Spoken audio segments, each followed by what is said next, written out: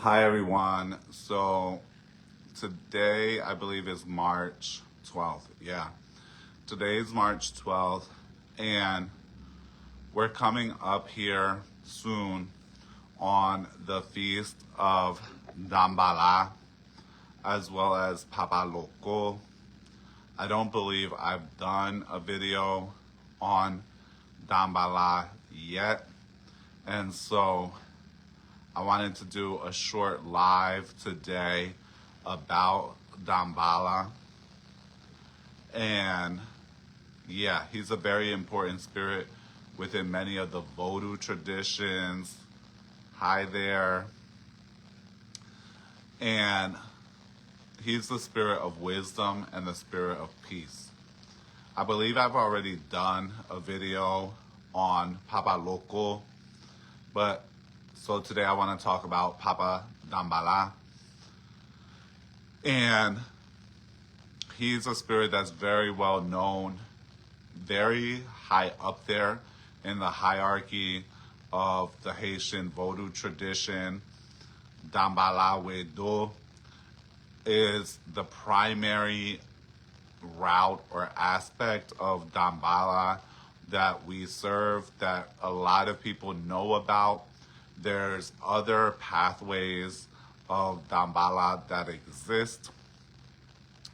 And he's the spirit of wisdom. He is also known to be the father of all the mysteries, the father of all the loi, Danbala Wedo.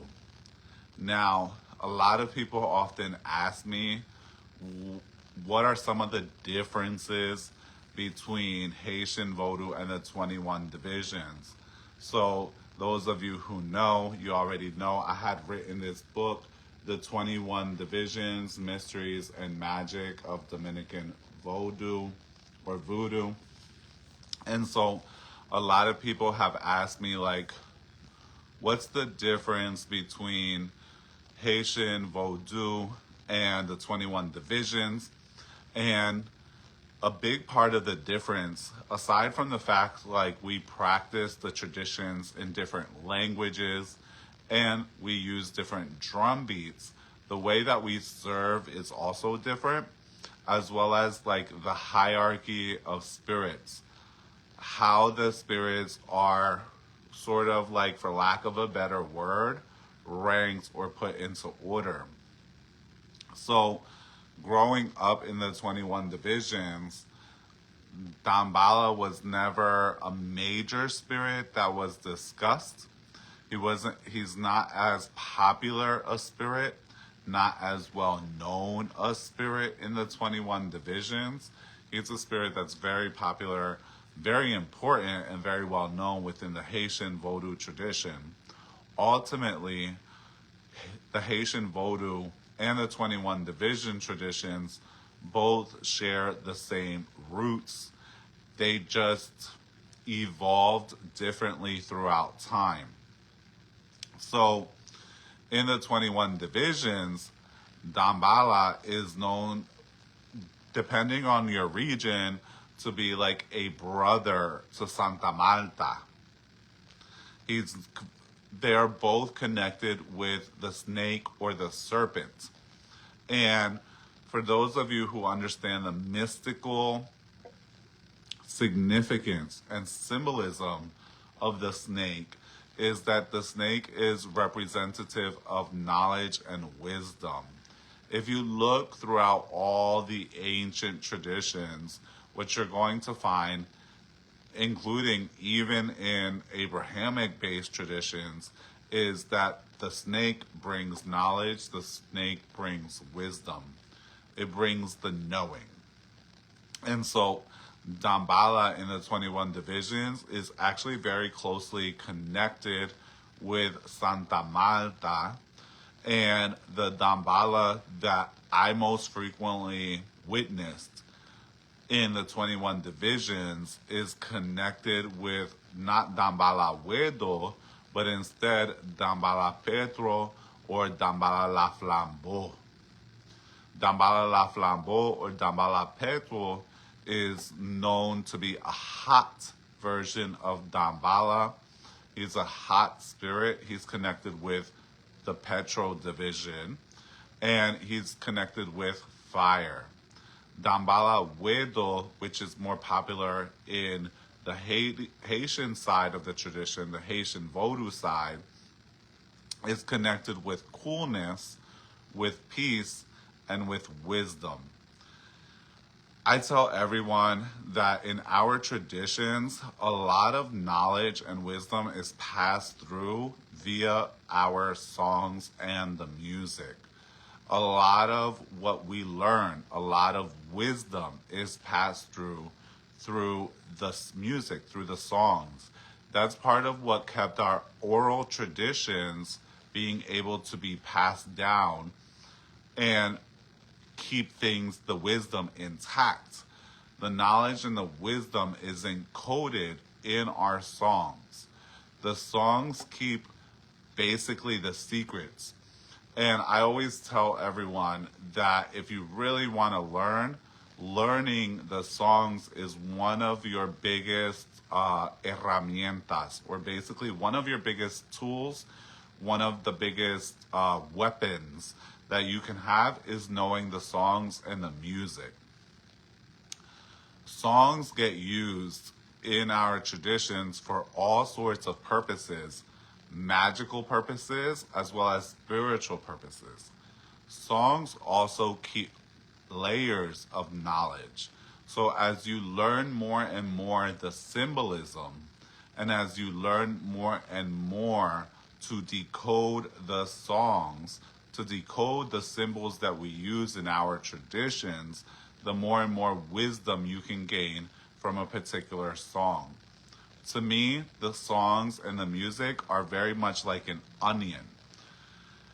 With each piece of wisdom that you gain and knowledge, you're able to peel back the layers of wisdom that is encoded within our music.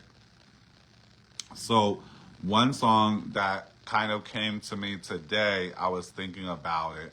It goes, Danbala Wedo Pable Zami Sayo, Zami Sayo, Se Zami Kokobe. De adomwe yo pale mwe ma. Le yo avamwe yo pale mwe bien o. Danbala Wedo Pable Zami Sayo, Zami Sayo, Se Zami Kokobe. So what this song says is, Danbala Wedo, I don't want those friends. Those friends are, how do I put that? I forget the word in English right now. The word when someone does not walk correctly, right? Someone is unable to walk, right? I forget the word. So it basically says like those types of friends are sometimey friends. When they're in front of me, they speak well of me. But behind my back, they speak ill of me. Hi, Mambo. They speak ill of me. And this is something that it's a piece of knowledge that you have to understand, is that certain people, right, are not consistent. They're friends that are going to speak well of you in front of your face. They're going to give you smiles. Limping. Limping, there's a word for someone when they're always limping, right? I forget the word, right? It means that someone who always carries a limp, right? They're friends that cannot be counted upon, all right? I can't think of the word. It's really messing with my head a little bit. So those types of friends are basically sometimey friends. In front of you, they're going to speak well. Behind you, they're going to speak ill, right?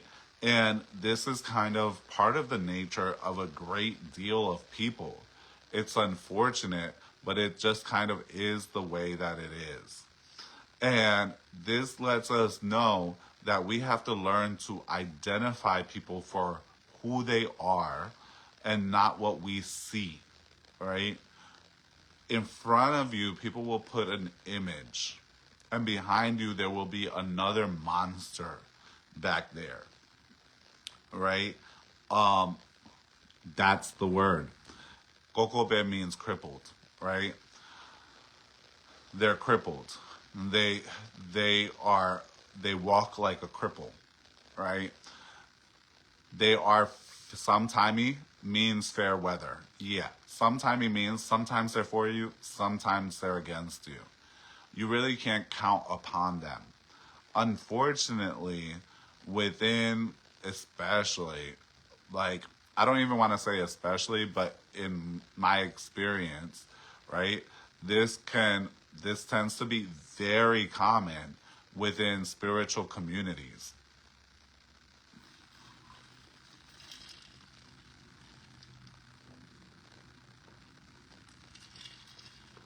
And anyone who is out here helping other people has to understand this. There's tons of people, and I've witnessed it with plenty of other priests and priestesses that I've studied under, that when they need the priest or priestess, they love the priest or priestess. They speak the priest or priestess very well. They're bigging that person up. This is why I always tell people, be very careful when people put you up on a pedestal. Many times they're just waiting to knock you down. And then once they've received what they need from the priest or priestess, they will speak ill of the priest or priestess. Once they've gotten where they need to go, they will speak ill of the priest or priestess, forgetting all of the help that they received along the way. I think that many people, generally speaking, are accustomed to being sometimey.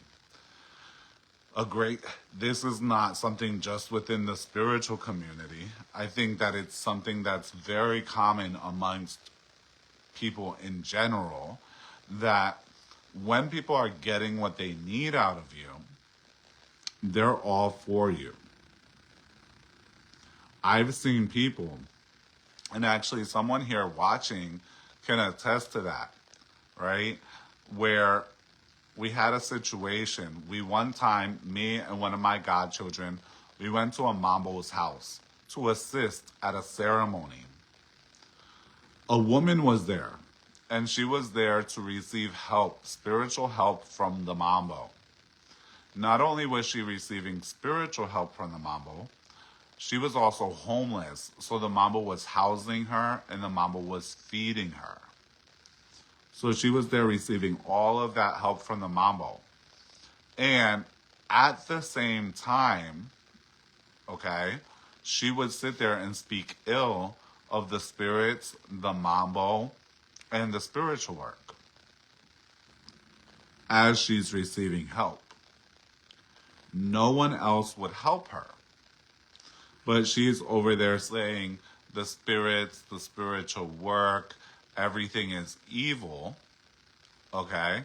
And yet at the same time, requesting spiritual work. So a great deal of people have this sometimey nature where the moment they get what they need, they start to act funny. They start to be mean. They start to be rude. They oftentimes think they don't need anyone anymore.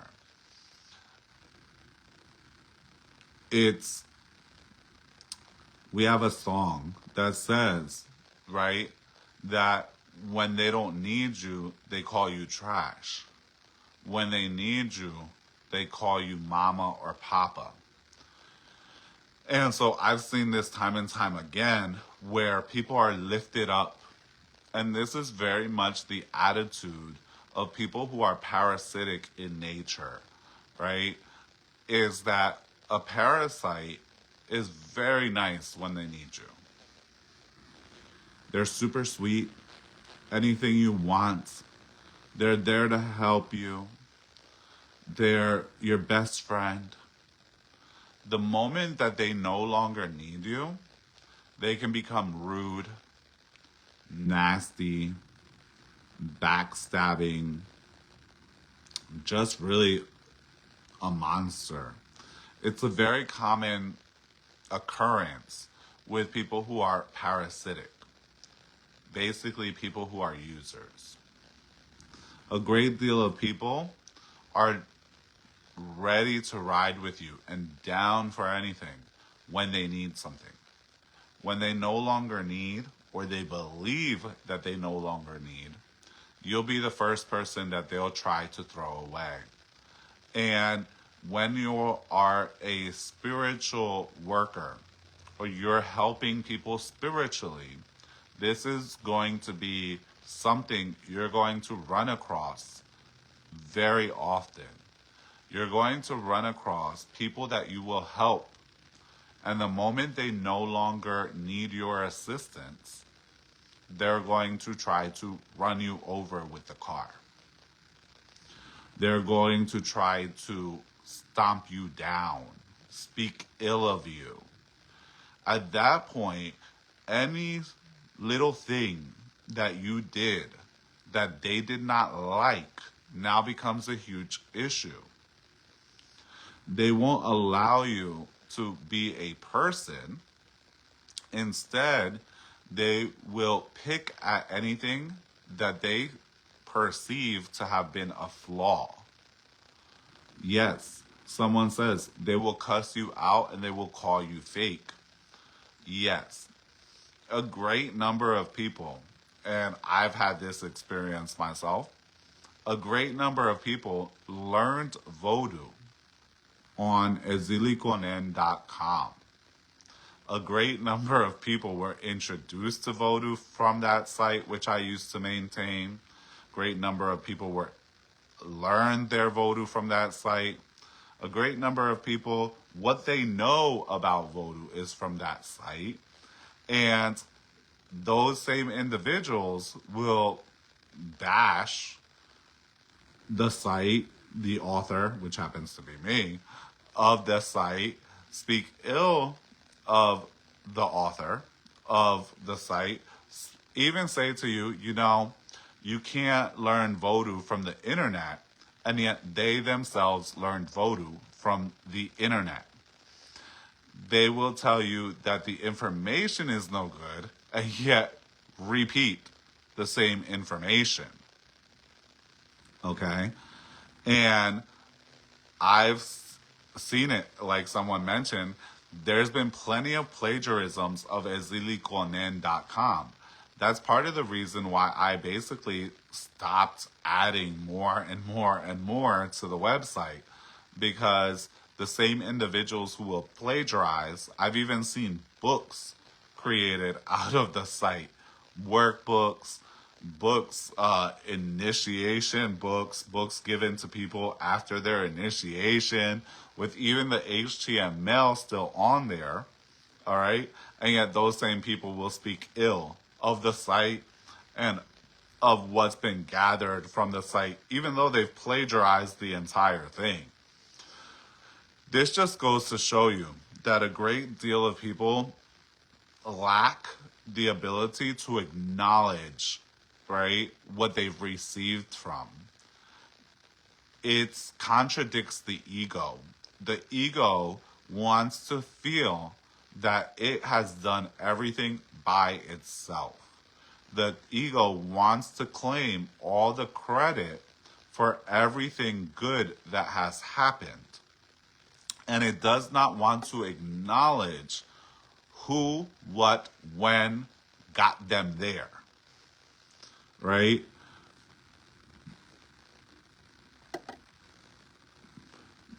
Someone says people want to appear to be the source or thrive for the spotlight.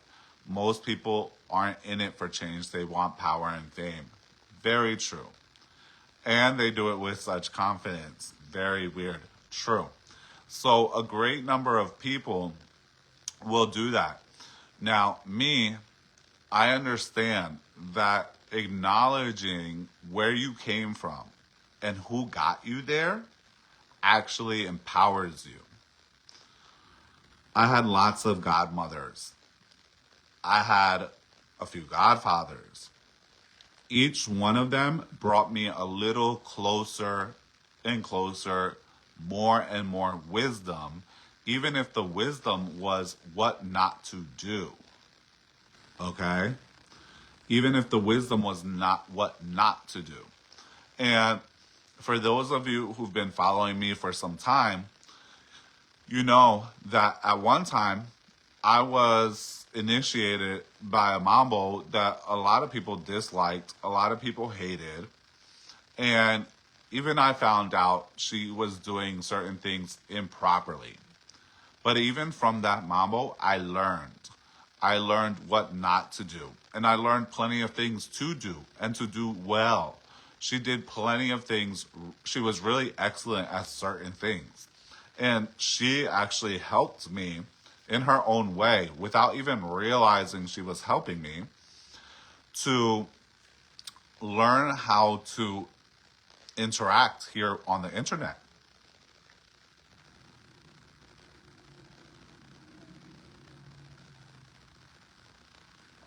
So I have to acknowledge her for that help. She was also someone who brought a lot of people who now practice Vodou. She was the one that basically gave them the in or brought them that initial knowledge of Vodou, whether she was 100% right or 100% wrong. First of all, there's no 100% right and 100% wrong. But she was the one that introduced or basically opened that door of Vodou. And a lot of the Vodou knowledge that you see circulating today originated with that mambo, even though a lot of people will speak very ill of the mambo. Hungans and mambos are also working through a process of evolution. They are also evolving as individuals. In that process, the same as you are, so is that person learning, evolving, and improving. And their process may look different than yours, but it's still a process. This is why, Vodou does not expect a priest or priestess to be perfect. We don't expect perfection, a lack of flaws, etc. Vodou and mystical traditions are here to iron those things out. If the person had no flaws, no issues, nothing wrong with them, they wouldn't need the tradition. They wouldn't need the work. If they were already perfect, they wouldn't have to sit here and do the work, right? What would be the purpose of the work? There would be no purpose. So, Vodou doesn't expect perfection, okay? Vodou doesn't expect that you're going to make everything perfectly well or do everything perfectly well. Instead, it has the structure to be able to contain when you make mistakes. It has the structure to be able to assist you in resolving those issues that you may have. There's no need for the work if you're already just like perfect. If you're perfection, there's no need for the work. And perfection cannot learn. It's already perfect. In fact, Vodou encourages you to enter with all of your imperfections because that is how you learn. That is how you create change. As I think I've discussed on previous lives, some of the greatest learning experiences that I've had have come through my mistakes and through my imperfections. That's what brings about learning. When everything is perfect, there is no need to learn. So, kind of like swinging back to Danbala, which was kind of like where I started this video at. Danbala Wedo is a spirit of wisdom. His color is white. And you'll often see that he's given a white egg on a mound of flour. At times, you will see two white eggs. One is for Danbala and one is for Aida on a mound of flour. And this is presented to them with almond syrup, also known as orgeat. Most people feast this spirit on the day of St. Patrick. That's the most common saint that he's associated with. In my lineage, we also connect Danbala Wedo with Moses. And the Moses saint image just happens to be an image that's not easy to get a hold of because Moses is not technically considered a saint. Moses is considered a prophet. And so it wasn't an image that the Catholic Church really created tons of. Moses is a keeper of wisdom, however, and he had a staff that turned into a snake. Danbala Wedo is often at times given a staff. Something people don't know about Danbala is that Danbala Wedo, I have seen him where the people lift him up and he can actually, I wouldn't quite call it walking, but kind of walk, I guess you would call it, sort of stand up and sort of like communicate or slightly talk. It's not a lot of talking going on, but oftentimes two people on either side will like lift the body up of the person possessed, and that Danbala will hold on to a staff. And in 21 divisions, as I discussed, like here, you won't notice like in this book I really speak about Danbala because nowadays people have this like, it's almost like this blending of everything that did not occur back in the day. So what I mean by that is like Danbala Wedo was never a major spirit until recent times in 21 divisions. He was a spirit. He's a spirit that's acknowledged, but he wasn't as major a spirit as is now incorporated or integrated into the 21 divisions. Same thing with Ezili Danto. Ezili Danto is another spirit that I would say in the past 20 years, 25 years has become way more integrated into the 21 divisions than it was in the past. We knew her. Some people served her.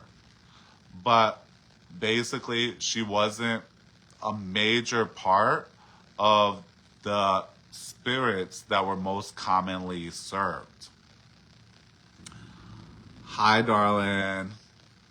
So, Danbala as the spirit of wisdom teaches us a lot.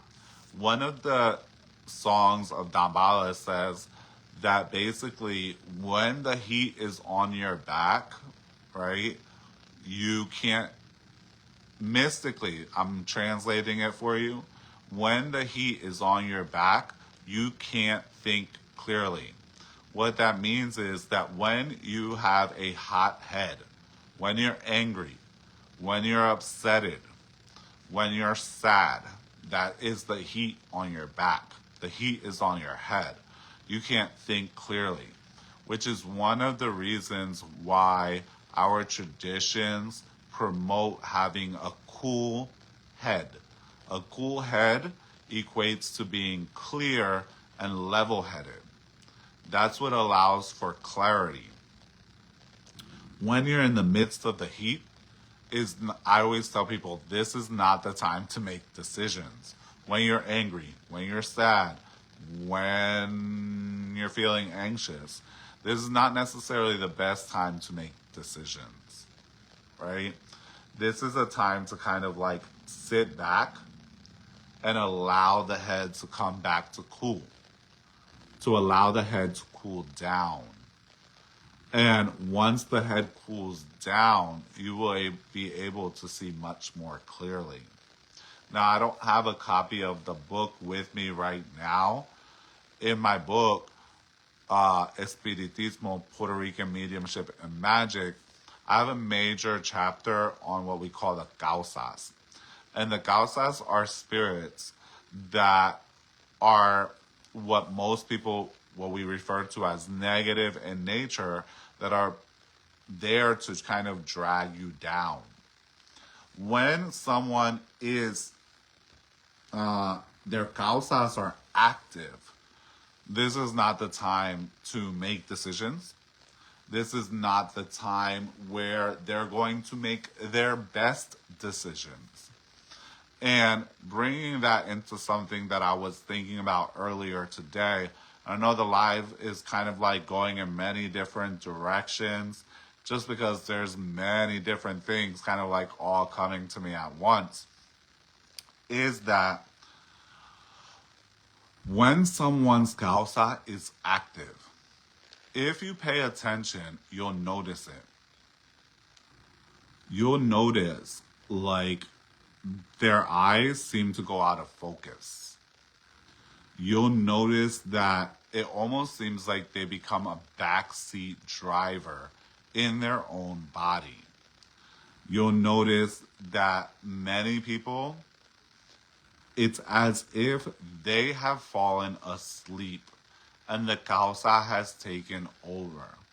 Some people actually physically fall asleep when the causa takes over. When the causa takes over, that person can no longer hear you.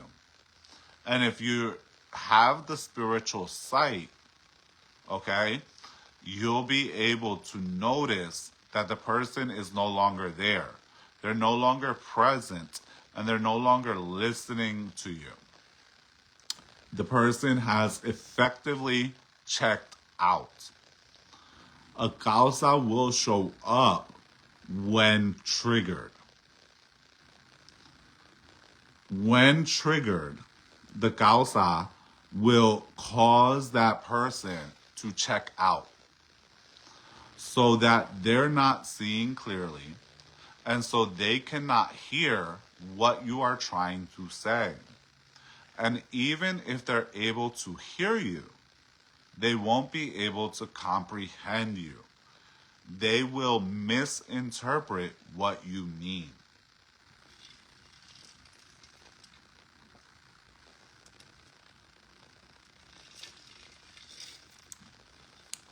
It's as if there is another entity running that person and running the show for them.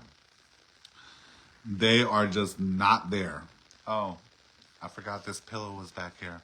One of my favorite pillows.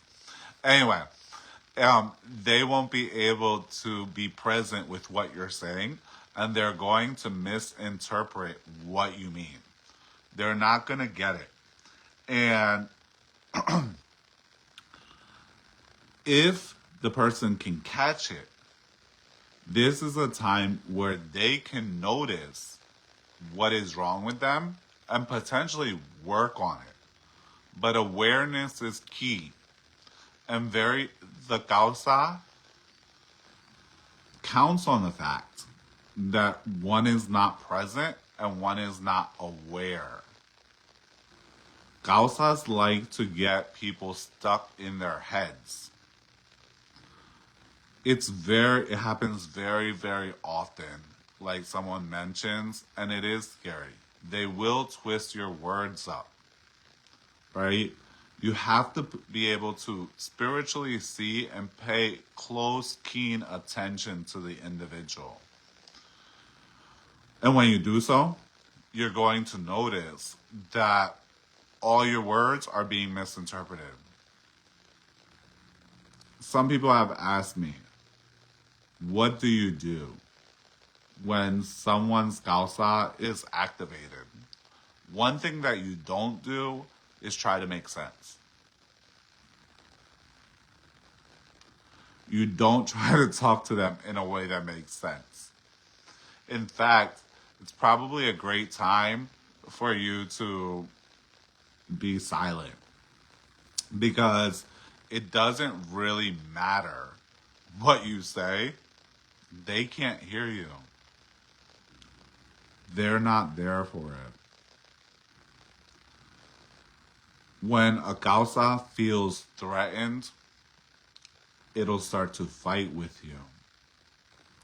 And it may fight with you not necessarily in an argumentative form. It may fight with you by causing that person to withdraw, by causing that person to not be present and not be able to hear you. Yes, you will be able to hear changes in their voice and the way that the person speaks. You also tend to hear a lot more gaps in their speech, where it seems as if the person cannot think clearly. A trick of a causa is to try to delay, right? So it's almost as if they come off as confused, or they like to pretend to be confused by what you mean and by what you're saying. Oftentimes, the causa is not confused, and the person is not that confused, but it's a trick in order to throw you off the scent, right?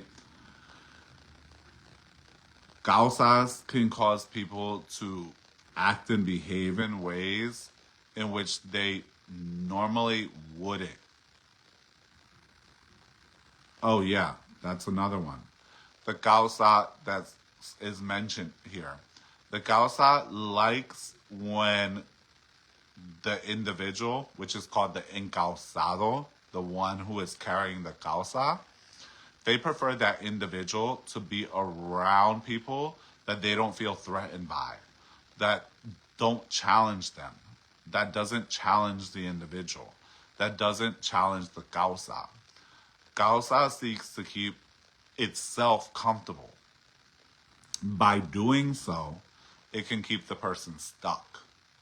So by doing so, the causa will keep the person in a loop. And the causa will often push the person away from people who challenge or threaten it. Whenever someone challenges that causa or is a threat to the causa, the person will find themselves uncomfortable being around that individual. They will find themselves uncomfortable with the person. They will find themselves looking for excuses to get away from the individual. Because the causa does not want to be challenged. The causa wants to remain in control. Causas are very insidious, very sneaky. Because the thing about causas is that they're older than you. They've been here. And we have a saying in Spanish that el diablo sabe más por viejo que por diablo. In other words, the devil knows more because of his age than because he's a demon, than because he's the devil. Meaning they have kind of like the wisdom of being here from a long time. They have the knowledge of manipulation from simply having done it for so long and having been on the earthly plane for so long. And the practice, right? Practice makes perfect. That's true for you. That's also true for the causas. That's also true for the demonic entities. Okay?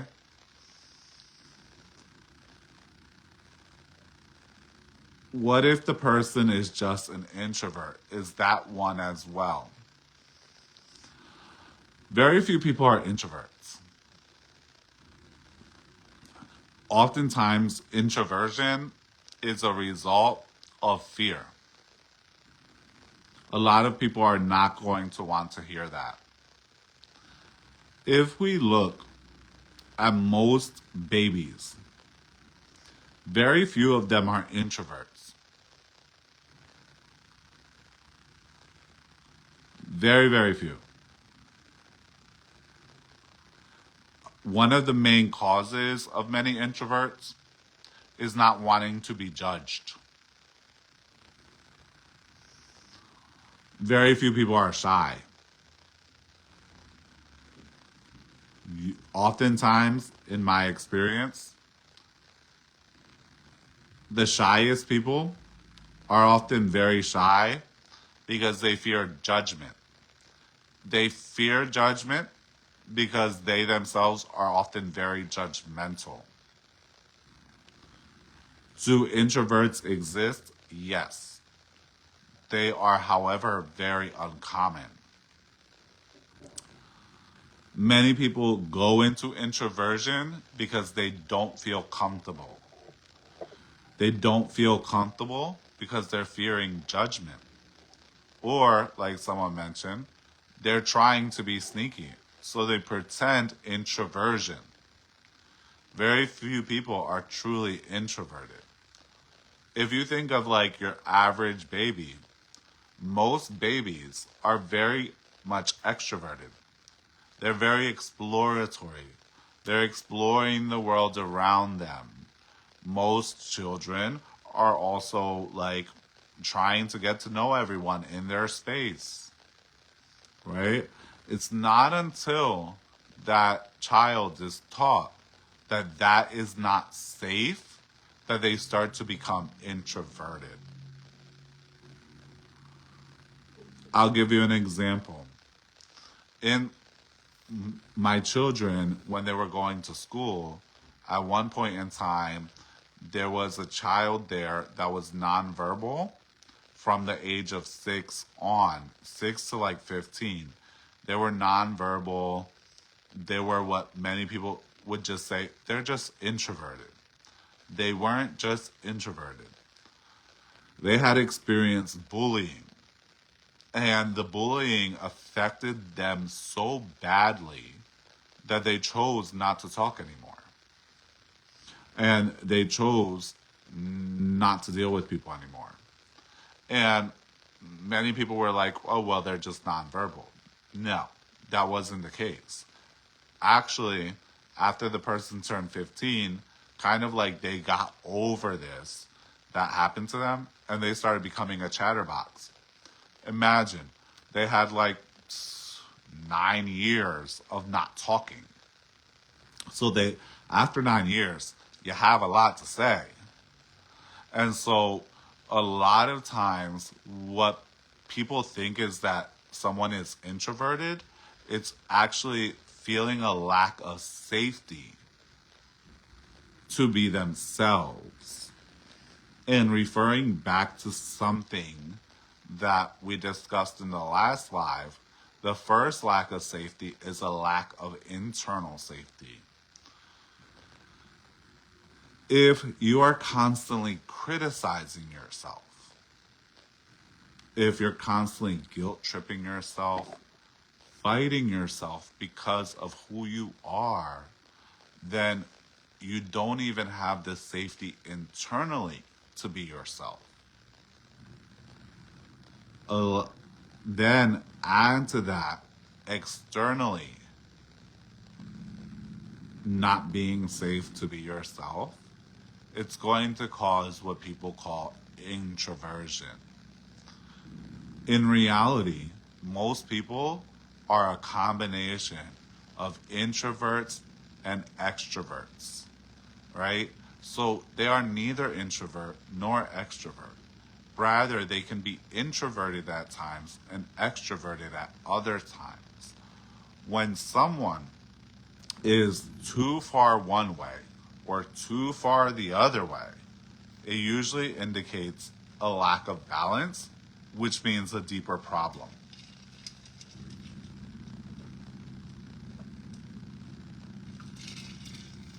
There's something else going on there. You may not know what it is, but there's something else going on there that's causing that person to be so introverted. Or something else going on there that's causing the person to be so extroverted. Balance means that you swing on both sides. You're just as much introverted as you are extroverted. There are times where you're introverted and there are times where you are extroverted, right? Someone mentions traumas truly affect personalities and behaviors. The changes can cause more isolation and problems. I agree a whole bunch. And traumas help create personalities. If you understand the word personality, you understand that it comes from the word persona, which means a mask.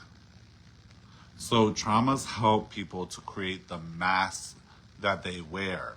They wear a certain mask, and that mask is made up of certain behaviors.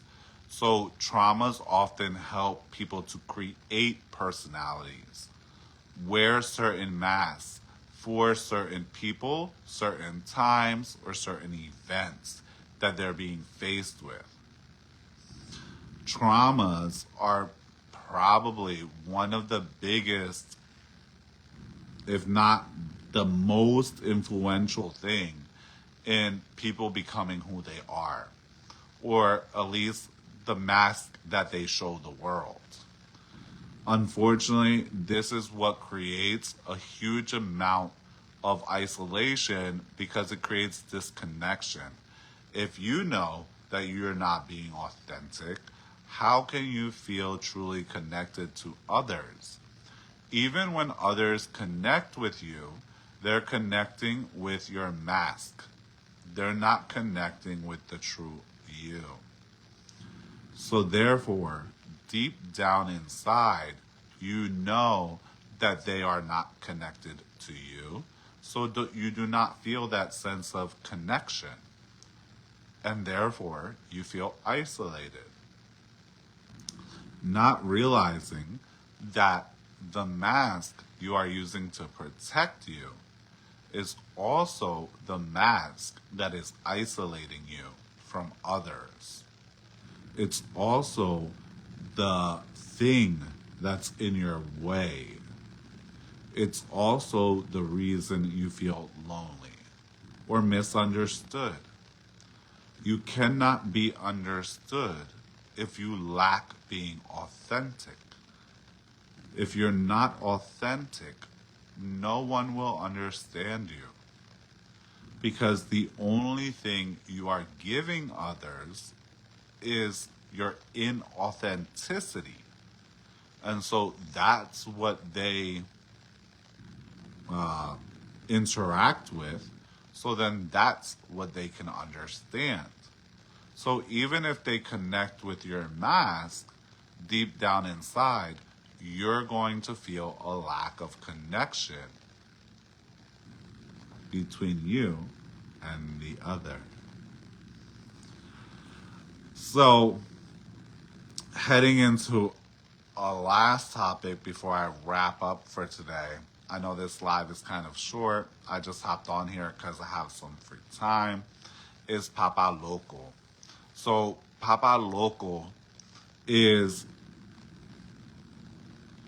a very special loi, but is very different in the 21 divisions versus the Haitian tradition. We do know Papa Loco in the 21 divisions. He holds a sort of different role. His role in the 21 divisions is much more connected to him being an herbalist. Okay? His capacity for herbalism is heightened, right? And his connection to the Petrolois, specifically Grand Bois, is much more acknowledged. Within the 21 divisions, he's very much connected, just like in the Haitian tradition, to the Sieba, or the silk cotton tree. In Haiti, Papa Loco is recognized as the first priest, he who gives the asong. But in the 21 divisions, Papa Loco is an herbalist. He's seen much more in a petrolite. He's more of a hot loi. And we're coming upon the feast that many people celebrate for him, which is Saint Joseph, right? Papa Loco, just like Papa Danbala, is not as, for lack of a better word, big as he is in the Haitian tradition.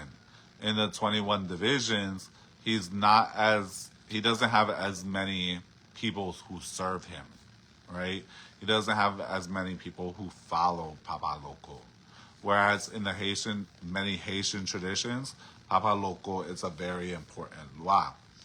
In the 21 divisions, he's very much connected with herbal treatments and being an herbalist, healing people who have illness, both physical and magical based illnesses. He's a loi since he's not as commonly worked with. However, he is a loi that amongst those who work with him in the 21 divisions is a loi who they invoke more frequently into possession. What I mean by that is he's a loi in the 21 divisions that people invoke into possession to do herbalism, to help people, and to work with people into possession. He comes, he works with people, he helps people. He's usually very much connected with a large tree, if possible, the silk cotton tree, the ceiba tree. Although not always, at times there's other trees that people will connect Papa Loco with, right? And in the 21 divisions, Papa Loco is often given a makuto or a jakut, which is a straw bag in which he carries his herbal medicines. A bag of this nature this straw bag is usually hung in the tree that's specially dedicated to him. And this bag will carry a lot of his various remedies, herbal remedies of like the actual dried herbs, but there's also many times prepared bottles that have been prepared with tinctures and herbs inside of them that are used to treat a variety of illnesses. I know a Caballo de Misterio that works with Papa Loco, and in that particular Caballo de Misterio, they work with him also to break strong curses, hexes, and magical issues. So they work with him for that. He's also been known through that Caballo de Misterio to give away a lot of lotto numbers. Lotto numbers is a popular thing within the Vodou traditions, so he's been known to give out lottery numbers. But he's known to be a lot more severe and hot-headed.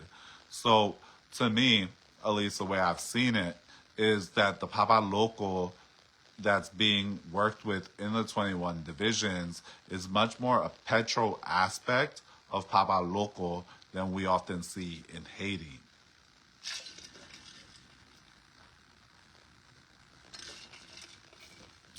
Growing up, we knew two horses of Papa Loco, and Papa Loco was definitely, at least came off as a hotter spirit, a more severe spirit, a spirit that a few times I've seen him yelling.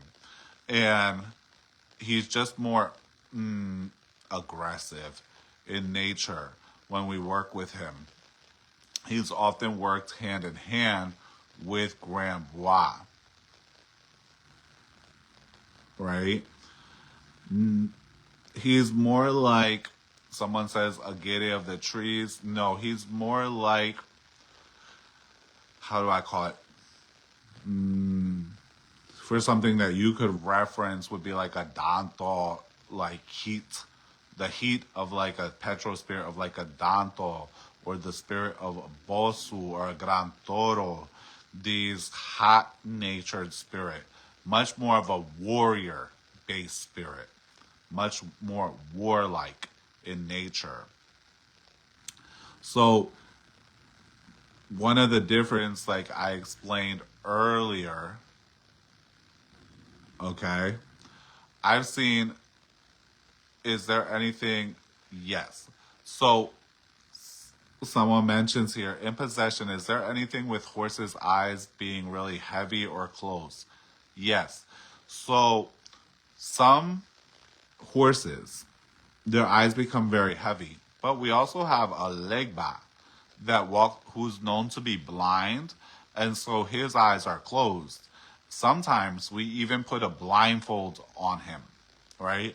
And he walks around with a cane, with a staff, and does his thing, and with a blindfold or with his eyes totally closed.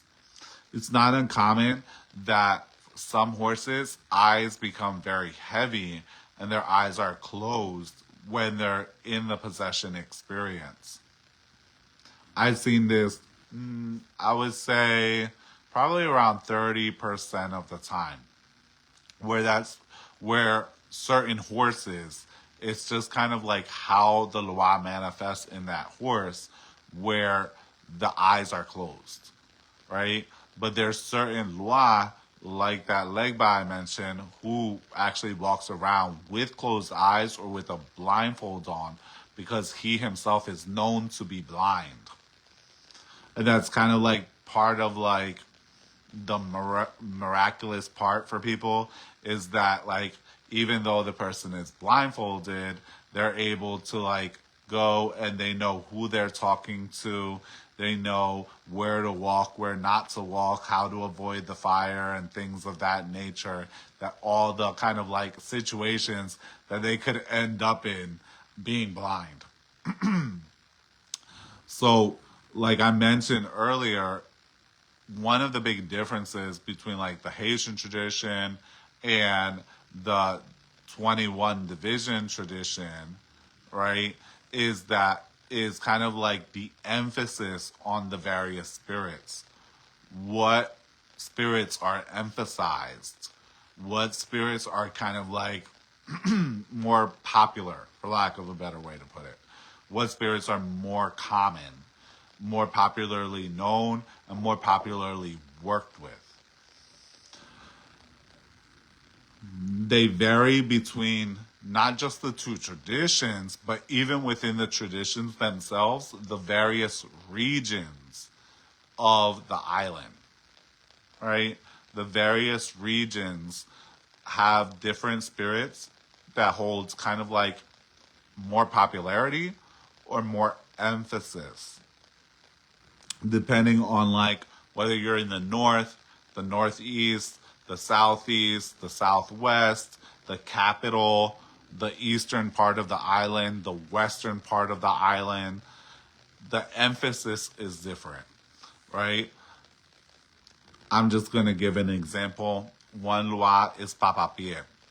Papa Pierre holds a very strong position in northern Haiti. He holds a position that is very equivalent in many places to almost like Danbala. But in a southern region of the island, he doesn't seem to be as emphasized or as popular. Move over to the DR, and Papa Pierre is more common throughout the island in general, overall. Like, whereas on the other opposite, in the other country or on the opposite side, you more commonly see him more frequently in the north than in the south. I could see that. I could see where he could be connected with that tree, especially in the aspect that we see him in the 21 divisions. Okay? Where he's more of a hot base spirit, where he could be connected to Renaku. So, speaking of spirits and herbs and trees, herbs, in our traditions, all the trees are owned by Grambois. But every specific type of tree every specific herb has a certain loi that is considered its owner or that it's connected with a certain loi. Various trees have very different connections. So one tree that I was taught was very much connected with Danbala was like the banana tree. The banana tree is considered to be connected with Danbala. So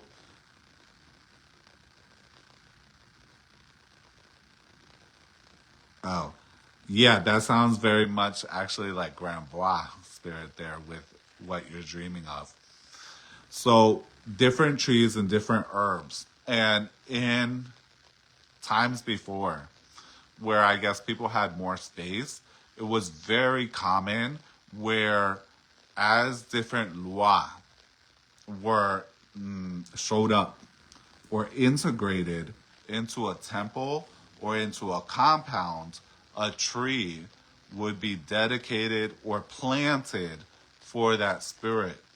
And that tree was considered kind of like a portal slash resting space for the energy of that spirit. With industrialization, modernization, that has somewhat changed as people had to move into cities, smaller spaces, etc., where space is at a premium.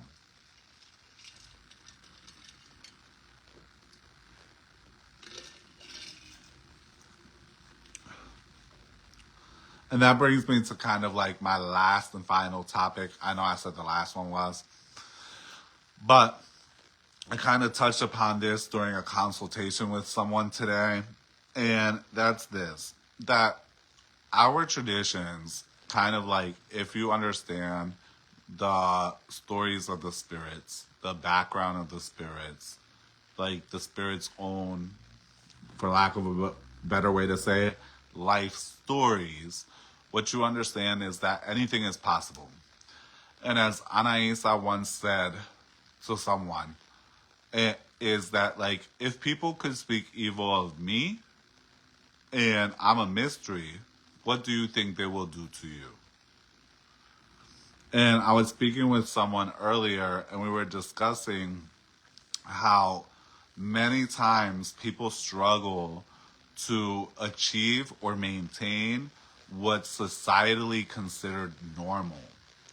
And when that thing becomes disturbed, they become disturbed because you're trying to fit into a box that wasn't meant for you. If you look, I've said this to various people, if you look at various stories of the various lois, we see that many of them have had polyamorous relationships. It's not nothing new, right? We see many of them that are connected with other spirits.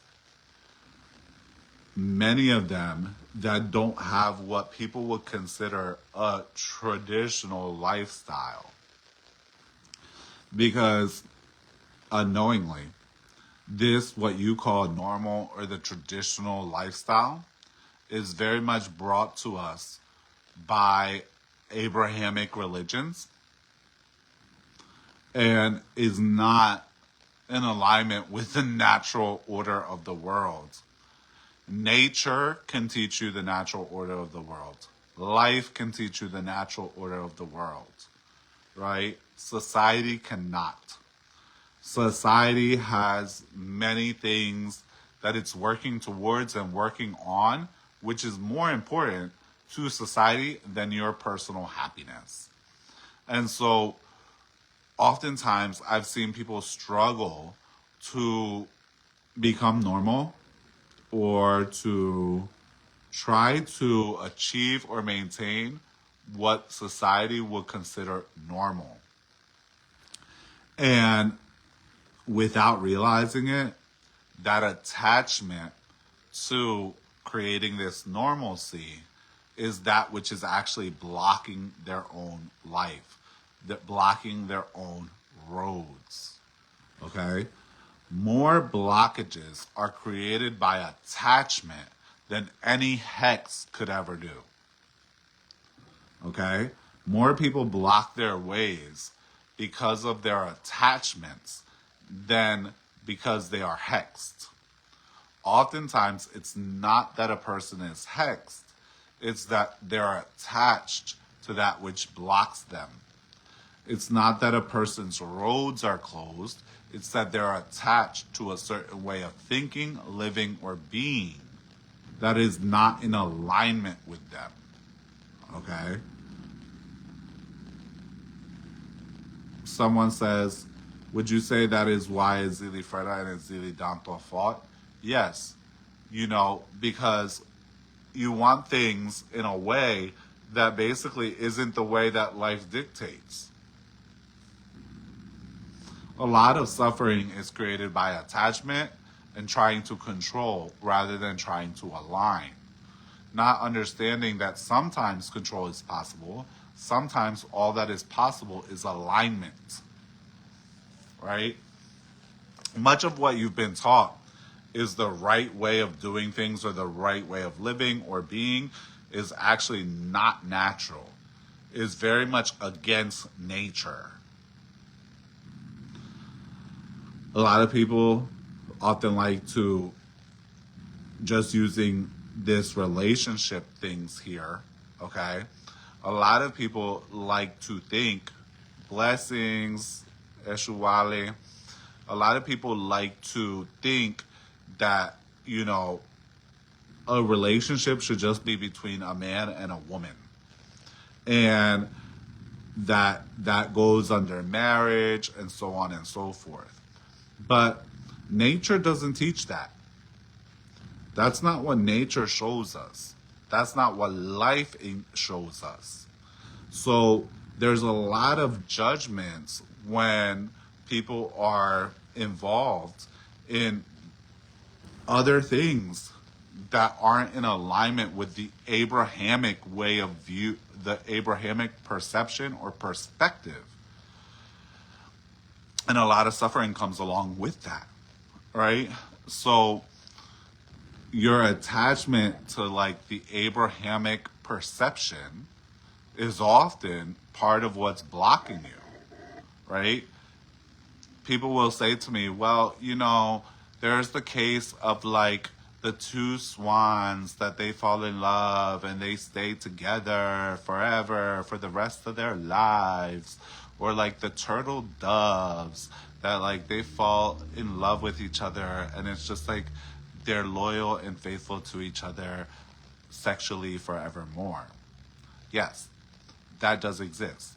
Those are two animals out of thousands. The other 50,000 cases are cases in which it's not a pair. The other 50,000 cases when it comes to nature and animals is where basically two animals do not mate for life. People like to ignore those other 50,000 animals and focus on the two that mate for life, right? Why? Because that aligns with your Abrahamic perception and your attachment to your Abrahamic paradigm with which you function in the world. Okay? So that's an Abrahamic program that's been placed inside of you.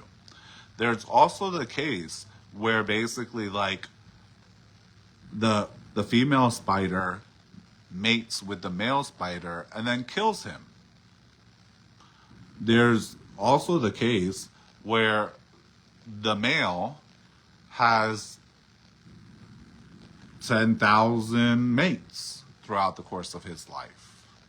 There's also the case where the female animal never sees the male animal again after she's been impregnated.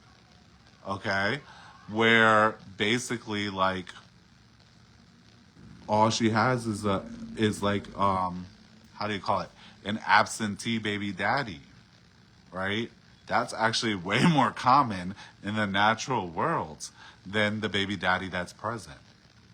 So if what I'm saying irritates you, it's probably something that you need to look at, right? Because if you're irritated by that which is natural, it means that there's probably something unnatural that you're ascribing to.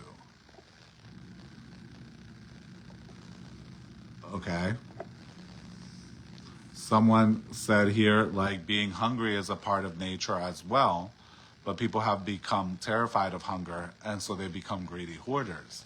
That's another part of truth right there. Hunger is good. It's kind of what keeps you alive and keeps you going, right? The what you may think has been such a blessing to you may have also been your biggest curse, right? The fact that there's such abundance is also the reason why people have so many health issues. The fact that everyone can DoorDash everything like that has created a lot of health issues, right? In the ancient times, people are like, in the ancient times, people didn't have these health issues because, like the food was better. Yeah. Another reason was that they had to get up and fight for their food. They had to fight for their survival.